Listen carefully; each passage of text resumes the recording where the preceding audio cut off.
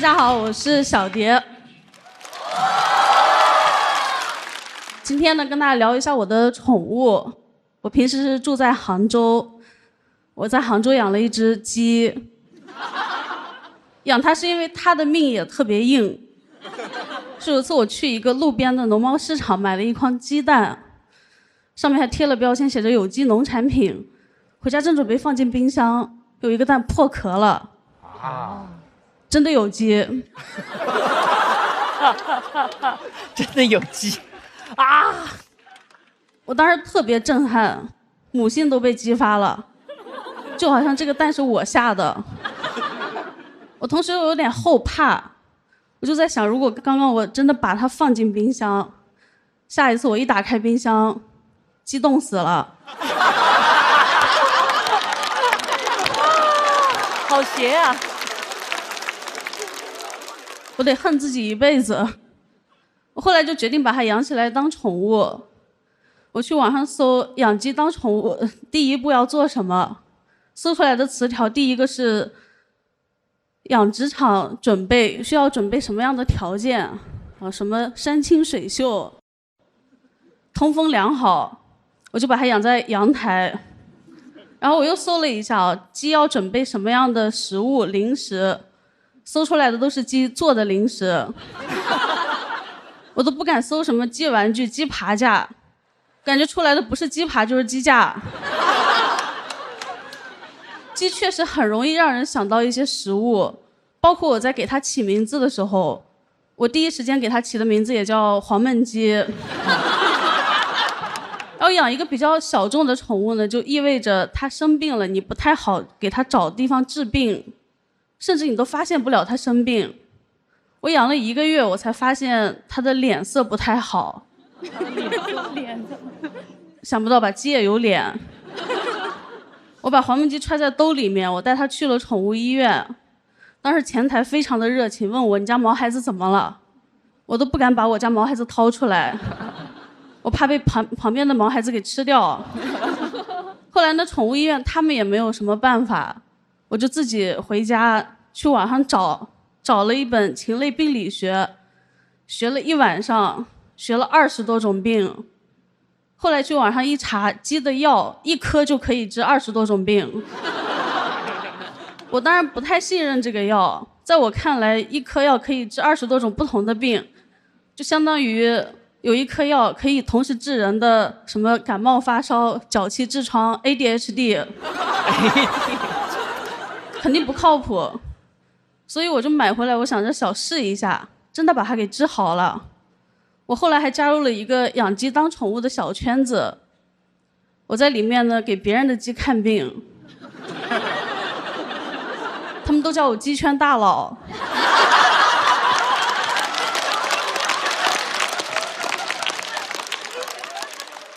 目前还没有人发现我开的都是同一种药。然后差不多养了3、4个月呢，我发现黄焖鸡是一只母鸡，它开始下蛋了。它开始下蛋以后，就好像变了一只鸡一样，它也开始有母性。每天下完蛋不吃不喝就想孵蛋，把自己搞得特别憔悴。我真的很心疼它，我每天都过去把蛋拿走。我每天都过去劝它，我说姐妹，你没有那么想要孩子，你就是排卵期到了。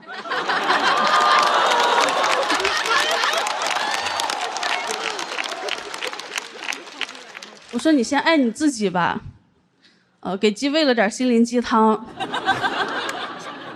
后来他为了防止我把他的蛋拿走，他每次下完蛋都自己直接吃一个鸡蛋补一补。然后后来我就发现呢，养鸡在家里面最大的一个难点就是它会随地大小便，很没有素质。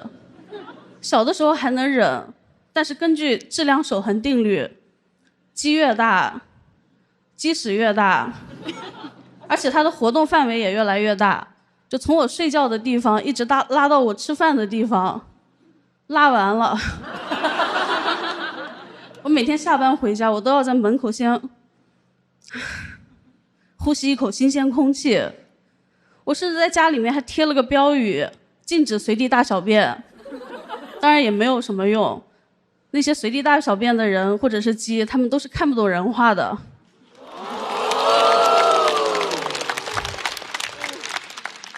我就用了很多种方法来培养他这个定点上厕所的习惯。我就发现了，他每次上厕所之前有一个前摇，大概5秒钟，他会当场愣住。从此以后，我只要看到他愣住，我就上去把他抓到卫生间，只要他愣住，我就把他抓到卫生间。一来二去，成功的改掉了他的毛病。他上厕所之前再也不愣住了，直接拉。后来呢，我被邻居举报了。我后来也是纠结了很久，我想着给他找一个合适的新主人，我很舍不得他。我去网上发了一个帖子，那个帖子的标题叫“给鸡找主人”，审核没有通过。这是我养了鸡以后特别无语的一件事情，就大家能不能把鸡的意思还给鸡？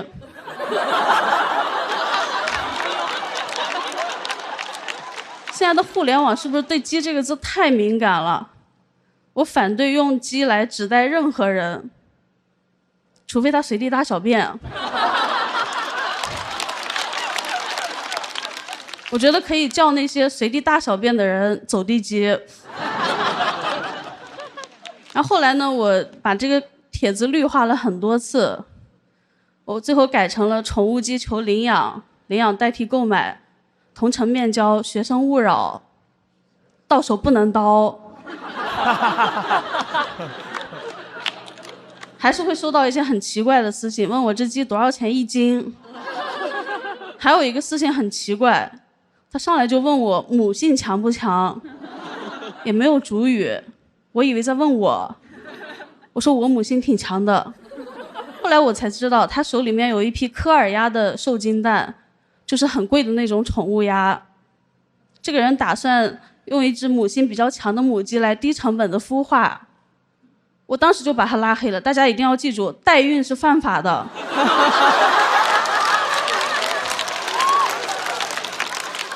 后来我真的找到一个人，他住在郊区，他平时也养鸡当宠物，而且他有自己的大院子，我就把鸡送给他养。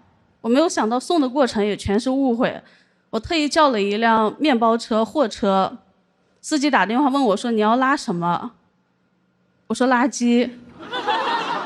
他说什么垃圾？我说母鸡。他说你是广东人。他说你到底要拉什么？我说宠物鸡，活的，能拉吗？他说会不会在我身上拉屎？我说能拉吗？他说只能拉一点。这个故事的结局呢，其实比较幸福。我把黄焖鸡送过去以后呢，它也是被当宠物在养。我第一次去看它呢，是一个阳光明媚的下午。当时我去看它的时候，黄焖鸡在树荫下面刨坑、抓虫子、洗澡，过得非常快乐。主人呢也很喜欢它，但是主人说它只有一个毛病，就是会吃别的鸡下的蛋。就讲到这儿吧，谢谢大家。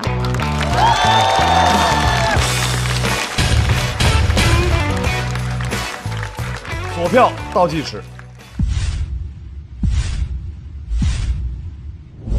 再次掌声送给小蝶。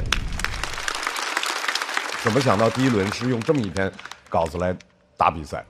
想跟去年我第一篇稿子呼应一下，因为去年我讲的是，我意外出生，然后我妈想把我送走，但是没有送走，我就觉得这只鸡的命运跟我特别像。就去年讲的是命硬的自己，对，然后现在想讲一只命硬的小鸡，哈，对啊，挺好的。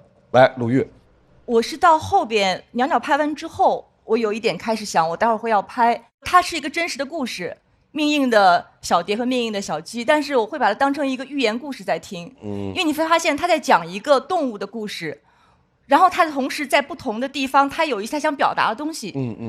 一开始你会觉得，哎，这两个东西能不能融合在一起？一个鸡的故事能不能表达一些跟我们人相关的一些观点？到后半程你会发现它融合得很好。所以你可以当成一个真实的小鸡的故事和一个真实的有表达的寓言故事在听。于是我最后决定给他拍这盏灯。就是在你的感受里，它会有对照啊。我想说的一点就是说，其实你的这个文本非常好，因为作为一个脱口秀演员，你还是站在这个舞台上。我希望你还下次能更自信一点。是啊，谢谢老师。这个我非常同意，因为去年就看过小蝶的那个，在演出之前就看过他的一些视频，觉得特别期待。今年也是，而且一上来那激动死了那些笑话啊，还是非常的合我口味的啊。然后然后本来想拍，后来要等一等。然后稿写的挺好的，但是我还是觉得去年跟今年有同样，一上来之后我就感觉到你越演越没有再给大家演。对，因为我一上来就忘了一句词，我每次上来都很紧张。我知道，其实就是怎么能把紧张化解成叫兴奋嘛？就是因为都是告诉自己我很紧张，其实紧张跟兴奋是同样一个感觉。我以前就是这样，也是很紧张。后来我跟我说，我这不叫紧张，我就叫兴奋，然后一下就好很多。我真心希望小蝶能够往后走。我看过他之前那些视频，还有那些稿，还有演出，真的很优秀。就是这一点一定要突破呀，小蝶，我为你捏把汗，我替你着急。但是我觉得希望更多人看到你。谢谢谢谢。因为我也是之前看小蝶的表演，我也非常喜欢她，所以我带着期待，然后前面的一些谐音梗我也很喜欢，然后我就错过了一个。你应该跟鸡多许愿，鸡灵。好的好的。鸡其实是在那个看上去特别心虚的一个动物，对不对？它就是老走着走着，然后这么，然后旁边你感觉这个人他特别心虚。他也没谁也没人打他也，好像真是，是不是？然后我以前去那录节目，我说这鸡怎么心这么虚啊？每一个鸡都是心很虚，然后往上走。因为他的眼睛是长在两边的哦，所以他人养过人知道。对，所以他这样动的时候，他才能把你看清。那小蝶，你为什么不把它关着养呢？要给它自由吗？难道？因为它越长越大，越关它，我就觉得心里面很不舒服。我宁愿自己收拾，我也不想把它关起来。不能关机啊！关机。哦。怎么了？来，快坐。鸟鸟老师，能不能不讨论鸡？那讨论什么？小蝶比较喜欢自由基。自由基，文化人。我觉得小蝶是一个非常聪明的人，就是首先他打游戏打得也很好，然后，他也能自学宠物医疗，然后就是，把鸡都治好了。但我觉得有时候过于聪明的人写段子，就也好像那种学霸给你讲题，就是他会跳过一些步骤。但我觉得今年小蝶这个铺垫就写的比去年我觉得流畅了，能明显感觉到很好。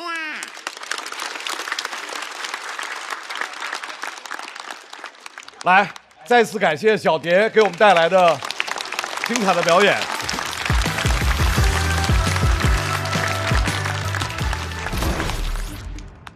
继业的这支小队马上要派出的演员，虽然是老朋友，但是有新面貌。掌声欢迎李玟。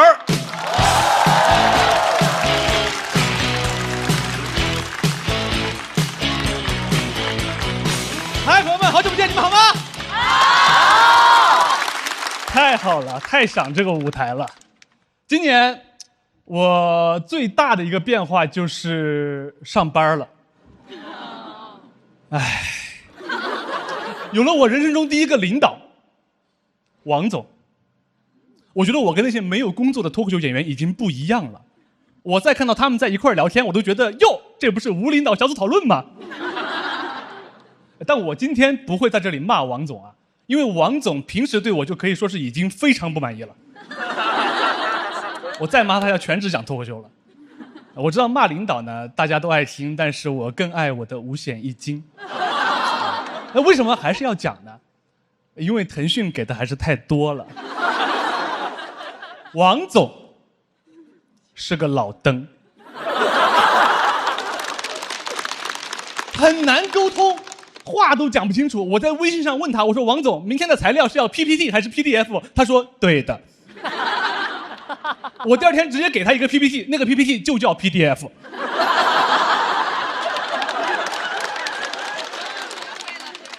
那个文件叫 PDF.PPT。他说你是不是觉得你很幽默？我说对的。但是没办法不跟王总接触。前段时间他过生日，同事都准备了礼物，我也得送，还不会送，就问我爸。我爸给我讲了很多，他说首先啊，有些东西不能送，比如手表，因为表就是钟，这是给别人送钟。我说，哦。哎，我说等一下爸，我还说今年要是挣了钱就给你买个劳力士呢。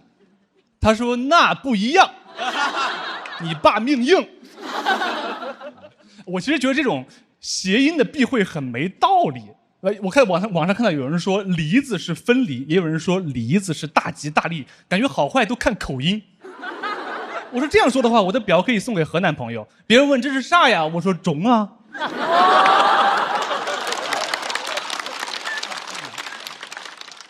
我觉得这个有点迷信了，属于是因为谐音要是有用的话，生活就很简单。我每天就给公司里面讨厌的领导送礼，什么茶叶、玛瑙、玉石、纪念币都有说法。茶是调查，马是落马，狱是监狱，币是枪毙。这么恨吗？还有一些很奇怪的规定，比如我爸跟我说，你可以送礼金，但是只能送双数，不能送单数。比如你可以送600，但是不能送500。我说爸爸，500是双数。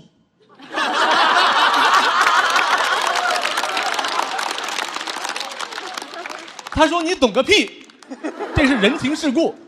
我说爸爸，这是小学算术。我觉得还是得看王总缺什么，投其所好。观察王总，观察了1周，我发现他缺的东西都很难送，什么同理心、人性、道德底线，这些东西用钱都买不到啊。我只能把我自己的送给他，但是那样我不就成李总了吗？后来还是从同事那儿打听到说王总爱喝茶，买了一盒碧螺春，6000块钱1斤的茶叶，买了2两。那个茶叶就这么一点儿，那个店员给我用了一个店里面最大的盒子装。我说什么意思？有什么说法吗？用这么大个盒子？他说你这个人一看就想装个大的。我说看人挺准。最厉害的是那个盒子上面有一个2维码，你扫那个2维码的话，这个茶叶的建议零售价是2万1斤。这个数可以自己设置。我甚至可以设置成20万1斤，但是没有必要，因为我是要取悦他，不是恐吓他。哎，我觉得这个礼物选得很好，但是礼物选了，你还得学送礼的礼仪，哎呦，那就更复杂了。我去问我爸，说一些听都听不懂的高级词汇，跟我说送礼讲究一个3推3就。我心想，推3就干什么？他意思是别人一定会拒绝，然后你要说服对方，而且这个拒绝还分真拒绝和假拒绝。真拒绝就是哎不，假拒绝就是哎，你感觉他要吐痰。当然，我想了王总所有的有可能用来拒绝我的理由，我说哎不行，太贵重了，哎不行，刚上班，哎不行，有监控，啊，我都想清楚了，我就回忆我脑海中送礼的场景，有一招必杀技，4个字，给孩子的。啊，当然你送的东西要真的能给孩子啊，你不能拿2条中华，你说给孩子的。你比如你送一套书，你说给孩子的，对方一定会收的，因为他很难拒绝，他不可能说不要，我们家孩子就要当文盲。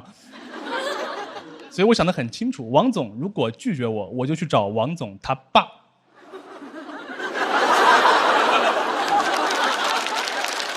我觉得主要就是我没有经历过这么复杂的拉扯。我以前送礼很简单，我以前上学的时候，比如室友过生日，我送他一个皮肤，他说谢谢爸爸，这个流程就结束了。当然，不管怎么说，我觉得现在已经非常自信了，已经做了万全的准备。我那天提着茶叶去王总办公室，是我去他办公室路上最自信的一次。走在那个路上，脑海里面就已经开始演戏了。我想象中，等会儿走到王总办公室见到王总，我的状态应该是先礼貌，然后介绍，然后炫耀。王总对我的态度应该是微笑、尖叫，然后跟我拥抱。我想得非常好。现实里面，我走到王总办公室，把茶叶往桌上一放，我说王总一点心意，他说谢谢。我说啊，这么贪婪吗？一下都不推吗？我还没有反应过来说什么，王总又幽默了一下，他说：“嗨，这个茶叶一看就很贵吧？我这种山猪吃不了细糠啊。”超纲了。我听到这句话，第一反应我说我去，还有第二关？但两个人面对面的说话，你是没时间思考的，你不可能突然停1分钟去想，你说，哎，王总到底是不是山猪啊？没有这种可能性。你听到这句话，第一反应就是王总不是山猪，山猪也不是王总，王总跟山猪没关系。我说，嘿嘿，王总，这个也不是什么细糠。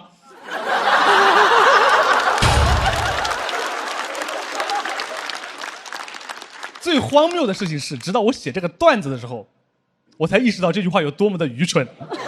我前段时间还问王总，我说上次送礼那个事情真是不好意思。王总说，哈哈，你是不是觉得自己当时很幽默？我说，对的。谢谢大家，就讲这儿，拜拜。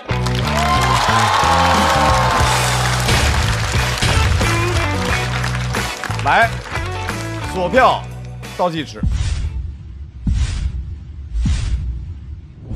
再次掌声送给李文。李文今年的身份和去年最大的不同，去年是以学生的身份，对，今年开始工作了，对于你自己来说有很大的变化吗？上班我觉得最主要的还是累，我觉得上班就是特别累。我感觉上学和上班最大区别就是，上学的时候就是一件事儿是一件事儿，一节课是一节课，然后上班的感觉就是那种你可能本来在考试，然后突然跟你说现在有一个班会要参加，班会参加了一半，突然跟你说现在要跑1000米，1000米跑到600米的时候跟你说跑的姿势不对，重跑。对，然后而且你还必须跑，因为你不跑有的是人想跑。对，就会陷入到某种好像自己永远也摆脱不了的那个行程当中。对对对，袅袅老师是第一个拍灯的。对，因为我对那种尴尬时刻感同身受。我也是特别容易说错话，然后就尴尬，然后会在脑子里想3年吧，大概。语文我看着亲切呀，哈喽啊，哈喽哈喽。大老师就是感觉今年上班了，最开始说不能这么说领导，后边都说到枪毙了，是怎么？是为什么？刚上来就要这么恨吗？就是怎么了？虐你了？没有，领导其实跟领导关系还不错，只是确实不太爱上班，对。只能把怨气归结到领导身上。但是你想过你的领导会看到这段？领导没关系，领导是流动的，对。我觉得李玟有一个特长，就是他善于在一个场景当中，一个人扮演2个人，只是通过对话，仅仅通过对话和他适当的停顿，就能够把2个人的处境、性格、关系那种微妙的尴尬，描绘的特别的栩栩如生。谢谢鲁豫老师，再次掌声送给李文，谢谢。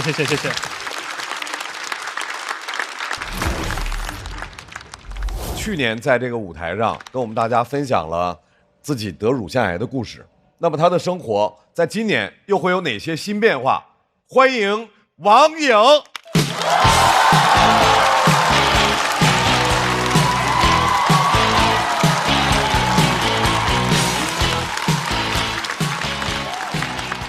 大家好，我叫王颖。对，我去年讲了我得乳腺癌的事儿，总有人问我有没有什么后遗症，确实有，会频繁的想打游戏。我最近沉迷上一个电脑上的射击游戏，这个游戏的主要玩家是10几岁的小孩儿。我是怎么知道这件事情的呢？有次一个队友问我多大，我说我31了，他沉默了。过了1分钟问我。别开玩笑，到底多大？所以我现在会撒谎，一般队友多大我多大。有次一个队友说他03年的，我说我也是，他说我骗你的，我说我也是，我说我95年的，他说我10年的。我真不太理解，10年有什么装03年的必要啊？03年才23岁，这就是他在这个游戏里能想到最老的人吗？我以为谎报年龄，他们就不会发现我年龄大，不是这样的。我和那些10几岁的小孩现在有代沟了，他们会问我你一直盯着那个地方，出来人为啥打不死啊？我说因为盯久了眼会花呀。他们发现我菜之后就跟我说，实在不行咱买点装备呢。我说我买了呀，贝贝佳、眼药水、痔疮垫儿。还有一次我打的有点菜，一个队友开麦问这是谁带的妹，听声音感觉他还没有到变声期，问我是谁带的妹，给我气坏了。我说你跟你妈出门也介绍这是我带的妹吗？说完我有点后悔，我怎么带入了母子关系啊？我本来想让他尊重女性，但他好像理解成了得尊重老人，因为他迟疑了一下又问这是谁带的姨。我真是打不过那些小孩儿。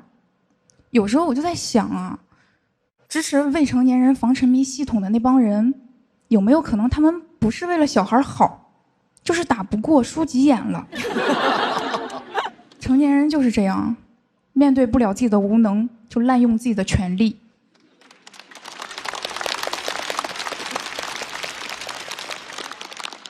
我就不这样，因为我没有权利，我只能坚持打游戏，因为我打游戏能够恶心队友，降低小孩对游戏的兴趣。我现在每天随机拯救几个青少年。如果你们发现自己的孩子突然不爱打游戏了，不用谢。有次打着游戏，队友的麦里突然传来他妈妈的怒吼，说你天天打游戏，长大能干啥？小孩特别倔啊，说我要打职业。我说你能匹配到我？但我最近发现一个问题，就是每一局我拯救4个小孩的同时，会害得对面5个人打得特别爽，更加沉迷游戏。到底要不要为了救4个小孩害5个小孩？这就是我的电竞难题。成年人打游戏就不需要游戏防沉迷，像我打累了，心脏会跟我说话，他会说你再不停我就停。比起游戏防沉迷，成年人更需要工作防沉迷。不是说有人会沉迷工作啊，但总有人沉迷让别人工作。对于这种人，我们应该严厉打击。比如说半夜在工作群里艾特人，账号封半年，节目录制8个小时以上，拘留总导演。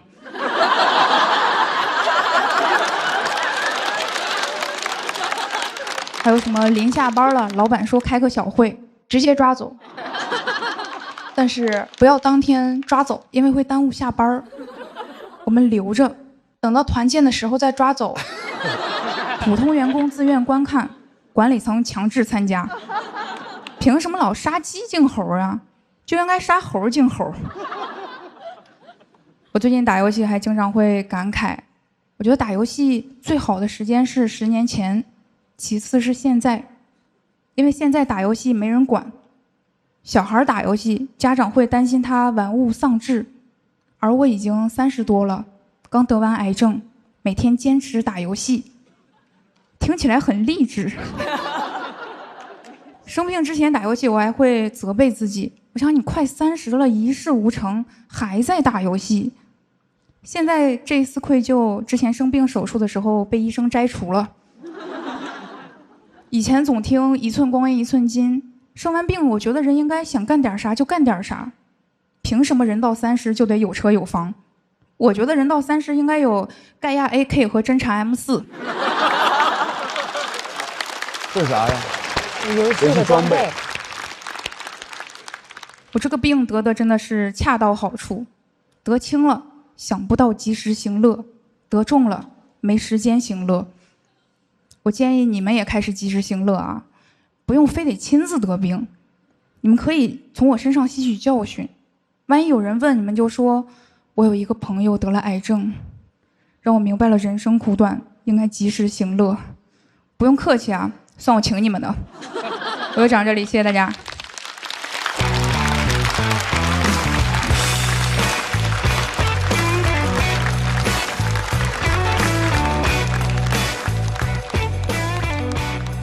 锁票倒计时。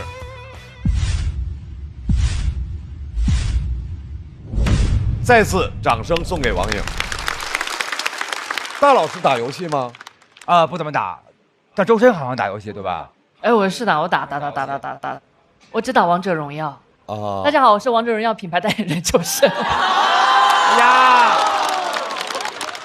哎，那打到就是说会开放沉迷模式吗？就玩到他时间限制到，但是我也有遇到过相同的情况，就是过年的时候，就你会遇到很多小朋友，然后他们打得非常好啊，是怎么听出来他是小朋友的？是因为他要准备让我们去抢龙的时候，他就是抢龙了，这个他在冬天玩大鼻涕都出来了，就是没我不知道，所以我那一刹那就我这边的 MVP 这么年轻，所以那一刹那就这样经验也会有。对。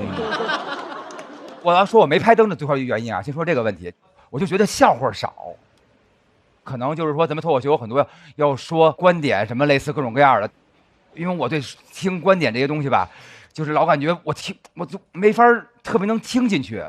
我以为梗挺密的。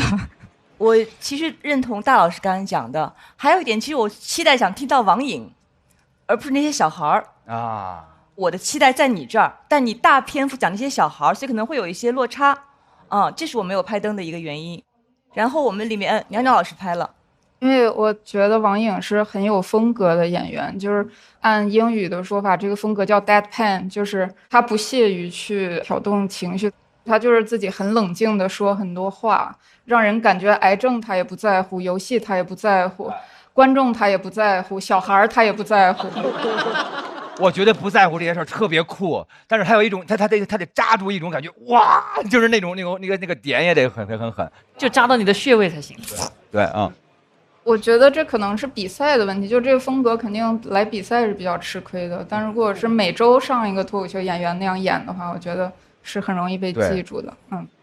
所以王颖一定是一个在这个舞台会给大家留下印象，会让大家记住的，就是因为他这种很淡定的、沉静的表达的这种风格。所以掌声送给王颖，谢谢王颖。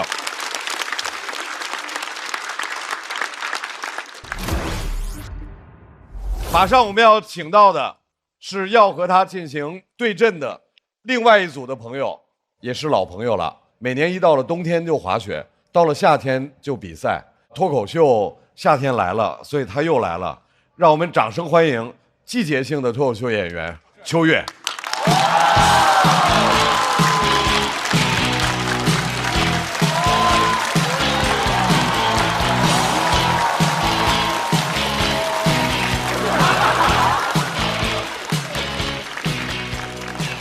Hello， 朋友们，大家好，我是秋月，感谢你们，感谢你们。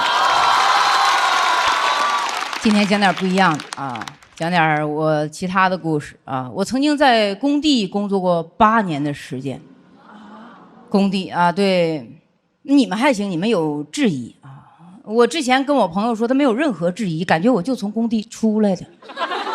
我大学学的是园林工程专业，毕业就下了工地了，就感觉这个专业特别的好就业，一切都非常顺利，顺的让我感觉我不念书也能去。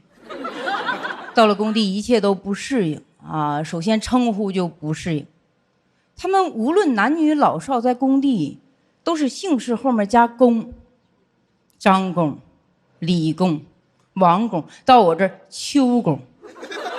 邱工太难听了，这怎么都是工啊？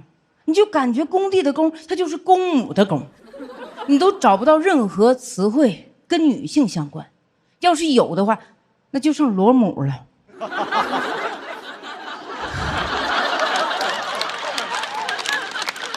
真的，那年我是工地唯一的一名女技术员，我还特别感谢我的领导，我说感谢你在没有女生的情况下愿意把我留下来。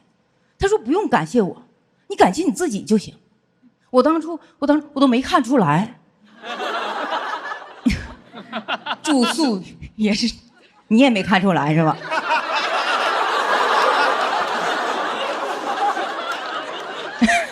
住宿也很不方便，住的是那种活动板房，8人寝，7个男的。我朋友知道都特别担心我，他说啊，你白雪公主啊？真的，我为了保护自己，我把我的床铺四周弄个帘儿啊，但是还是很烦。你一扒开帘就能看见对面男人的脸。我跟他说：“你能不能也整个帘儿？”他说：“我不要帘儿。”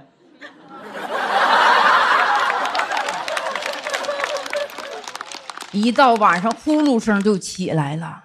但是谁打鼾，你就拍打一下他的头，呼噜声就会短暂暂停。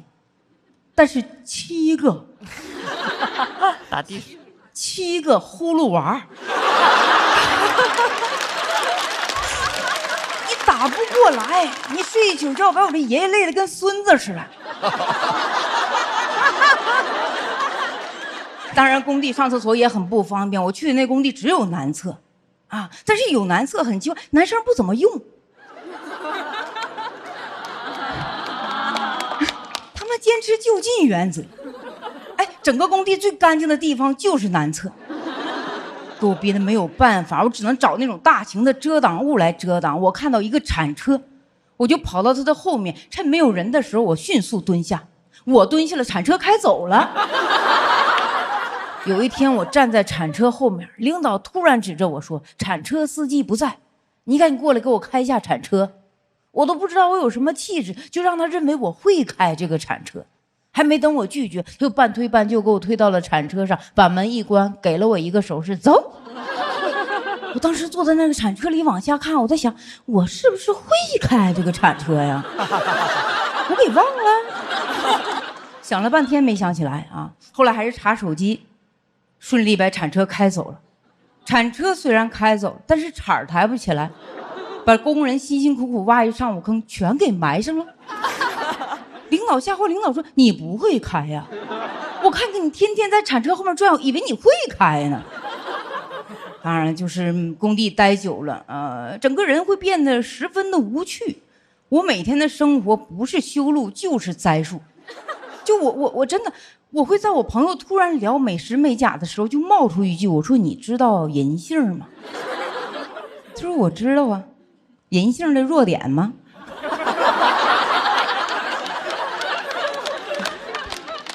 那一刻，我真的发现我彻底融入不了他们了啊！他们会休周六周日，我没有周六周日；他们会在休息的时候睡懒觉，我一想到他们睡懒觉，我就想把工地的钻声开到最大。真的8年啊！工地围挡，把我和外面的世界彻底隔绝开了。里面的人想出来，外面的人嫌我吵。哎，就这样，家人还是希望我能在工地找一个好对象，要不然呢就是有钱，要不然有技能啊。其实有技能很简单，铲车司机嘛。过年我们一人回家开台铲车，我都能想象到邻居高兴的样子。盼了这么久，终于盼来拆迁的了。有钱也很好找，就是工程大哥啊。工程大哥确实有钱，金项链、小手表。他从霸道车上下来就开始跺脚。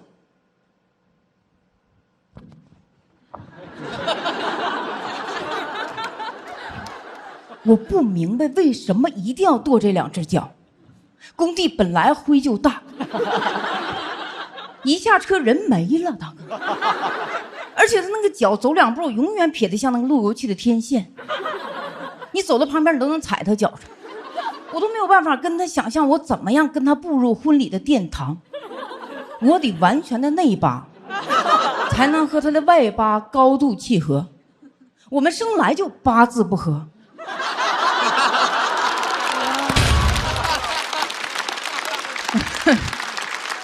但是后来我离开工地，我妈说：“你看这下好找对象了吧？”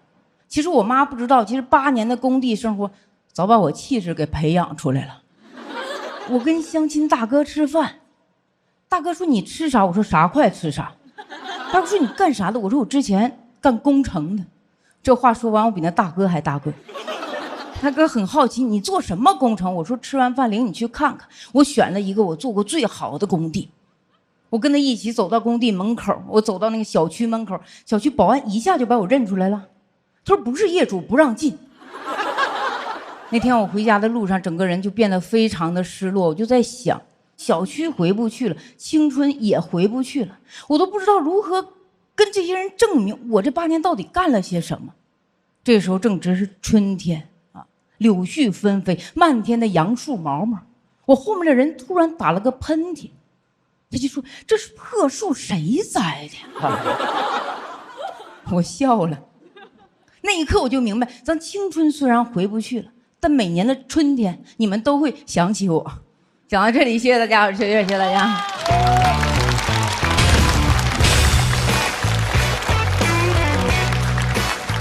锁掉倒计时。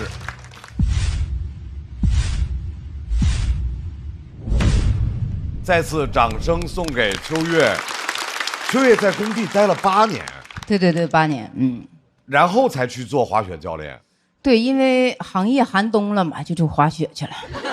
哦，经历真丰富。那您之前还做过什么？我做的工作其实挺多的，我开过服装店，开过什么街舞社，开过健身房，然后可您看着好年轻啊！还去过新西兰打工啊，就做的这么多年。对对对，我觉得就是在工地上总结出来那种就是，树挪死但人挪活啊，所以就多干点儿。我在中间听见他那个，就是他不会那个，刚才说是叉车是吧？对，铲车，然后硬上，然后就那段听着我特感动，就是我能想起我妈，我妈从来没有说这东西会不会，她就是说咱们要干，是不是要你现在需要这个东西。我上一阵碰一个做游的朋友，他们家被一个人拿那个锁弄被脏东西给弄了，反正特别的就是磕碜。然后他跟他妈说，他说怎么办？他妈说没事，我给你擦了不就完了吗？对呀，你去把它擦了不就完了吗？但是当时你就会觉得那个太磕碜了，我干不了的事儿。但对于妈妈来说，脏又怎么样？擦了咱们接着过日子呀，就是那种感觉特别的棒。就是说生活之中那些痛苦，还有那些挫折，是在于我们老在想，然后你去干，不就它就过去了吗？就是那样，那种感觉特别棒啊。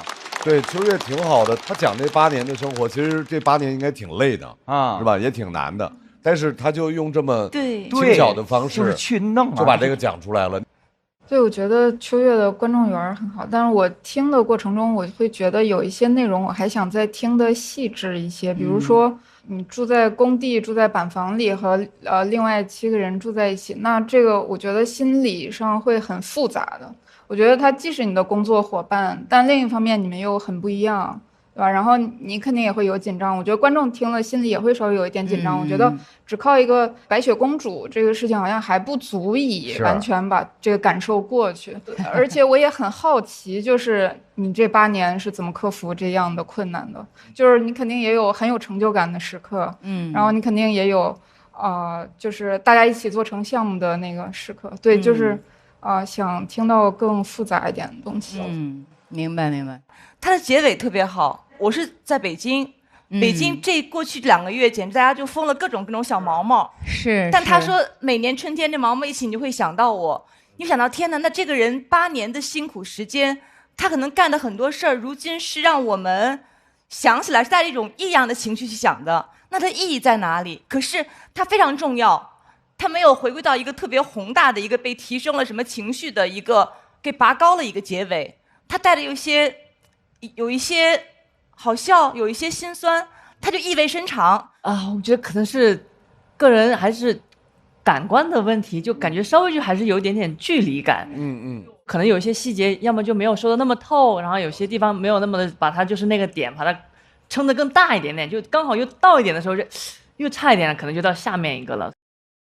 这篇稿子就是改动挺大的，因为这篇稿子之所以听着有点断，是因为我其实是整篇专场以它为大底来收的，那里可能囊括的更多，可能5分钟以我现在的技术，我还没法给它处理成那么细致，所以大概讲了这个过程。叫什么名啊？专场？风花雪月。哎呀，那得说说呀，对，有机会得去看看。对对对啊。还是那句话，一段脱口秀的表演，每个人都会听到每个人想听到的，每个人都有自己理解的一个过程，以及每个人都有自己更愿意接受的那个内容领域再次感谢秋月给我们带来他8年工地的故事。谢谢。要最后出场的，掌声欢迎山河。我喜欢山河，山河好，很棒。好，谢谢大家，今天晚上最后一个了，咱们热闹起来好吗？大家好，我是山河，你们好吗？哎哎呀，真好，看见你们真开心。也是第3年上节目了，压力太大了。去年10月份，节目刚播完，总导演看着我们说：“哎呀，江山代有才人出，各领风骚数百年。”好吗？10月份刚打完江山，5月份又要打江山了。脱口秀的江山是半年抛的，好风骚啊！我觉得素材好歹得积累积累吧，不是说厚积才能薄发吗？但你要是薄积的话，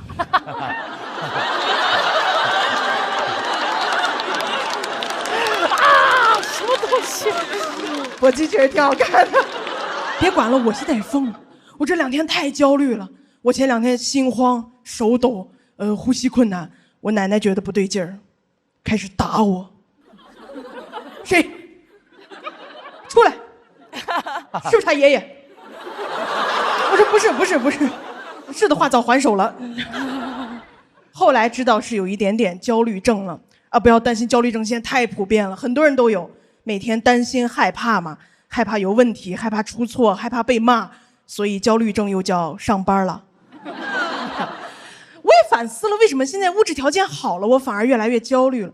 我发现我就是这个性格，我性格就这样，我什么事儿都会往最坏处想。前2天说去放松一下，去按摩，我把手机放在按摩床那个洞下面，眼睛刚闭一会儿，腾讯总导演发来条微信说山河有个事儿，我一会儿打电话跟你说。哇！我看到这行字之后，我整个人都僵硬了，我就一直等，我就盯着那个洞，那个洞黑的跟深渊一样。朋友们，当你凝视深渊的时候，深渊说一会儿打电话说。我觉得你什么话你不能现在说，你非得搞预告，提心吊胆啊，提心吊胆，让我这种提心吊胆的这种让我难受。我就开始胡思乱想，我说打电话肯定没好话，肯定说你今年上不了节目了。我今年要上不了节目，我就没有曝光，没有曝光就没流量，没有流量没有热度，没有热度就完了。天爷呀，我今天还在这花钱按摩，明天会不会给人按摩呀？哎，山河要失去这大好山河了。最后给按摩阿姨整焦虑了，说这个肌肉怎么越按越硬呢？我说阿姨，我肌肉硬，但是我骨头软呀。就是这种紧绷的状态一直持续，现在就习惯性焦虑啊，一遇到事儿就废寝忘食，废寝忘食嘛，就是忘记自己吃过饭了，消化得很快，素食主义者。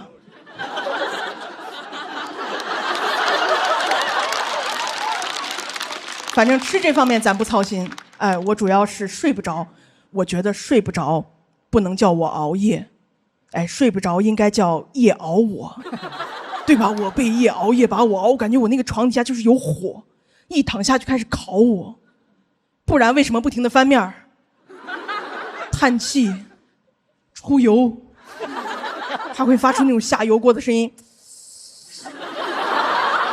刚一躺下，脑子里面有个声音。我考考你，领导今天说某些人是哪些人呀？算了，别想了，明天还要坐飞机呢。飞机会不会出事儿啊？会不会螺旋桨飞什么东西卡住，飞机失衡，氧气面罩拉不下来，救生衣穿不上，没有大码的？哎呀，哎呀，越想越害怕，不停地翻面。第2天还有人问我说：“你咋了？昨天晚上干嘛了？”我说：“哎呀，翻云覆雨。”缠绵悱恻，刺激。经常焦虑的朋友知道，你好不容易睡着了，还会做噩梦。有时候第2天早上醒来，第一件事拿手机解梦，查梦到蛇代表什么，梦到枪杀代表什么。我有一次梦见正比赛呢，忘词了，张绍刚看不下去了，把我麦抢走了。醒来搜梦到张绍刚代表什么。AI 说我暗恋他。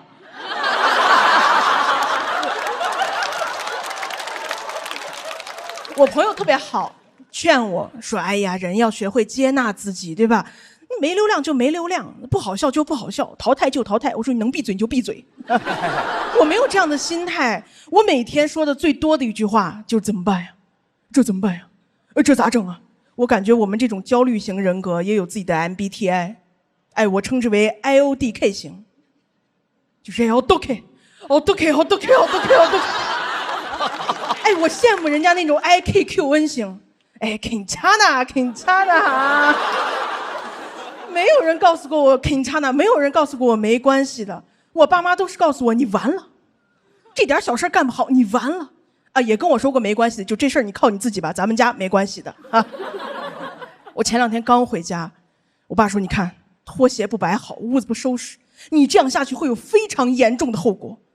我说哎呦，怪不得最近国际局势那么动荡，拖鞋的事儿啊。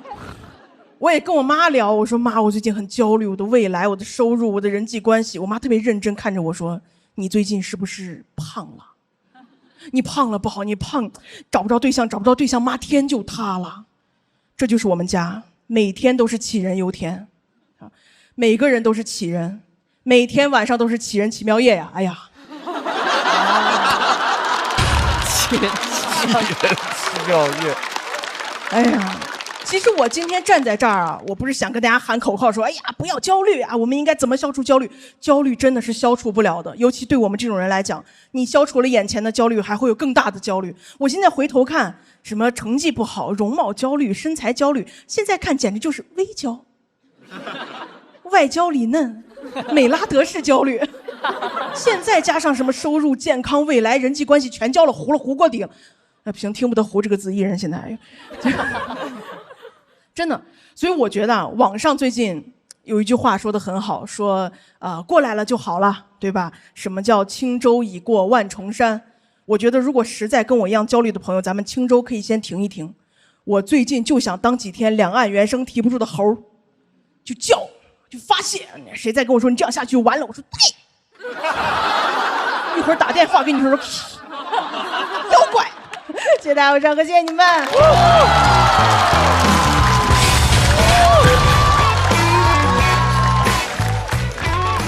锁票倒计时，投票通道关闭。猜和其实作为今天咱们这么长时间的录制，最后一位表演的演员，再次掌声送给猜和。谢谢大家，观众辛苦，观众辛苦。我觉得山河就是和观众的交流感很强。但是我感觉一进感觉，然后就有2个文字梗，好处是可以迅速的让场子热一点，但是好像有一点也容易拐走，但我也不知道怎么能处理得更好。因为确实焦虑这个话题确实会比较难写，尤其焦虑症之类的，有时候讲的太沉了，观众就会心疼你，或者就是会很难处理这个话题。对，我觉得你处理的已经很轻松了，我觉得很有你的风格了，已经挺好的。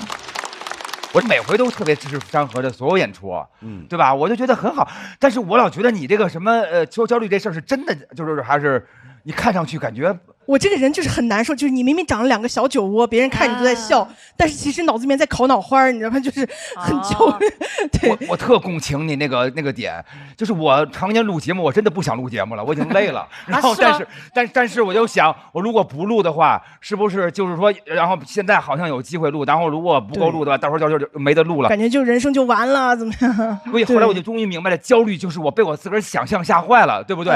因为它根本没有发生，我是个神经病。我被一堆没有发生的事吓成这个样，自己是自己的敌人了。对，我只是想说，就是说我能跟他明白这个事儿，就是说其实那个都老是被自个儿想象吓着。对，然后我那阵焦虑的，我也是，我夜里头我出汗，就是盗汗，夜里睡觉睡不着，然后查了好多人都没查出问题来，后来就好了，因为换了一薄被子，然后薄被子你要干什么？太热了，被子太厚了。然后关于讲到焦虑，我是觉得，当然道理很多很多，是，但是每个人出场设置是不一样的。对，你就接受你的设置，我也接受我的设置，接受然后我希望之后你的所有的内容能够跟你的魅力能够一起齐头并进，然后我觉得舞台永远是你最好的可以施展你才华的地方，特别为你高兴。好，谢谢。6月26日起，周5、周6中午12点正片更新，会员抢先看1周。每周日中午12点段子加更，居然还有段子可以看。每周2中午12点，托游好好玩公园看脱口秀演员的游戏时间，合作生活脱友日记《大王洞的夏天》即将上线，遇见他们第2季即将回归，朋友们请保持期待。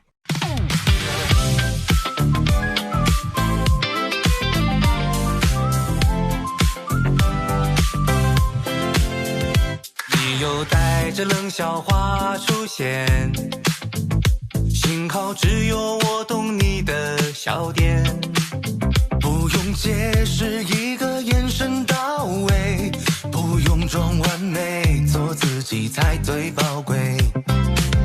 哦，拜托拜托，暂时忘掉一切，想记住你嘴角上扬瞬间，不用想明天，明天还很遥远，不知不觉又和你聊到凌晨3点。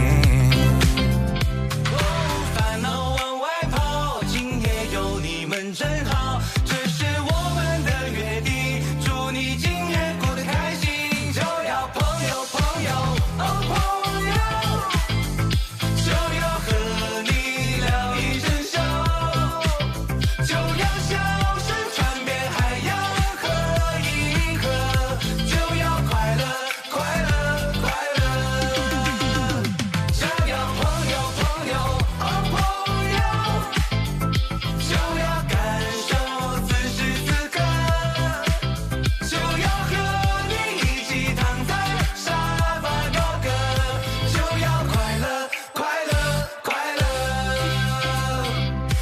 又是这个夏天要在这里出现，